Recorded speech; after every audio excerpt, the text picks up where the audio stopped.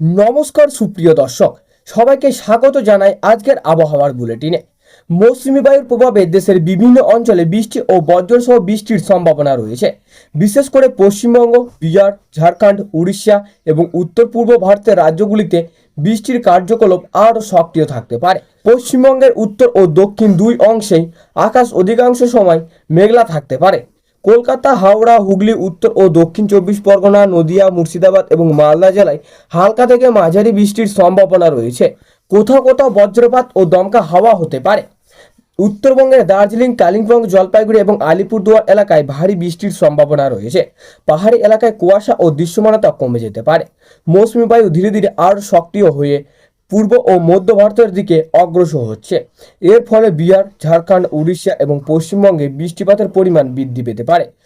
উত্তর পূর্ব ভারতের আসাম, মেঘালয়, অরুণাচল প্রদেশ ও ত্রিপুরায় ভারী থেকে অতি ভারী বৃষ্টির সম্ভাবনা রয়েছে।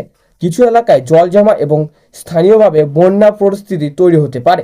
দিনের সর্বোচ্চ তাপমাত্রা দক্ষিণবঙ্গে 30 থেকে 38 ডিগ্রি সেলসিয়াসের মধ্যে থাকতে পারে। বৃষ্টির কারণে অনেক এলাকায় গরমের তীব্রতা কিছুটা কমতে পারে, তবে বাতাসের আর্দ্রতা বেশি থাকায় ভ্যাপসা আবহাওয়া অনুভূত হতে পারে। মৎস্যজীবীদের জন্য সমুদ্র কিছুটা উত্তাল থাকতে পারে। উপকূলীয় এলাকায় দমকা হাওয়ার সম্ভাবনা থাকায় আবহাওয়ার সর্বশেষ সতর্কতা অনুসরণ করার পরামর্শ দেওয়া হয়েছে। সব মিলিয়ে 23শে জুন 2026 পশ্চিমবঙ্গ ও দেশের বহু এলাকায় মেঘলা আকাশ, বজ্রসহ বৃষ্টি এবং কোথাও কোথাও ভারী বৃষ্টির সম্ভাবনা রয়েছে।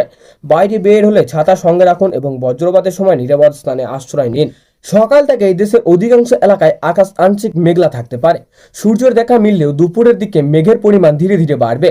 গরম ও আর্দ্র আবহাওয়ার কারণে অনেক এলাকায় স্ফূর্তি অনুভূত হতে পারে, তবে বিকেল থেকে আবহাওয়ার পরিবর্তন শুরু হওয়ার সম্ভাবনা রয়েছে। দুপুরের পর পশ্চিমবঙ্গের বিভিন্ন জেলায় বজ্রগর্ভ মেঘ তৈরি হতে পারে। এর ফলে কোথাও কোথাও বজ্রসহ বৃষ্টি শুরু হতে পারে। বিশেষ করে মালদা, মুর্শিদাবাদ, বীরভূম, নদিয়া, পূর্ব বর্ধমান এবং উত্তর চব্বিশ পরগনা জেলায় বৃষ্টির সম্ভাবনা বেশি থাকবে। কিছু এলাকায় ঝোড়ো হাওয়ার গতিবেগ ঘন্টায় 40 থেকে 50 কিলোমিটার পর্যন্ত পৌঁছাতে পারে। কলকাতা ও পার্শ্ববর্তী অঞ্চলে দিনভর আকাশ মেঘলা থাকতে পারে।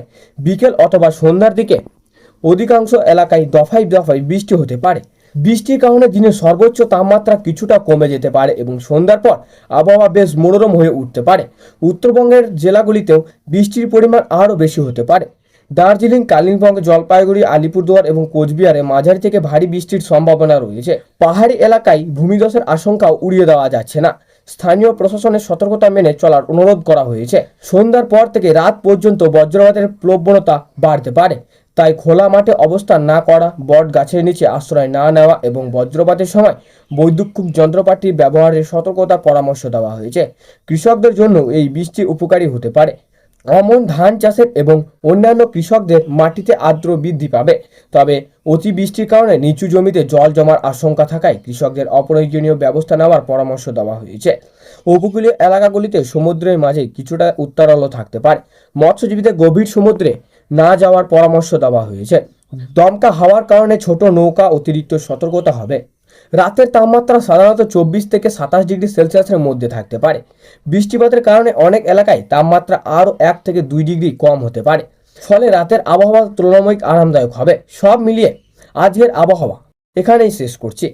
বৃষ্টির মুখ এবং কিছু এলাকায় বজ্রপাত সহ বৃষ্টি হওয়ার সম্ভাবনা, তাই বাইরে বের হলে অবশ্যই ছাতা বা রেনকোট সঙ্গে রাখুন এবং আবহাওয়ার সর্বশেষ আপডেটের দিকে নজর রাখুন। ধন্যবাদ। আগামীকালকে নতুন আপডেট নিয়ে আবারও হাজির হব। সবাই ভালো থাকুন, সুস্থ থাকুন এবং নিরাপদে থাকুন। ধন্যবাদ।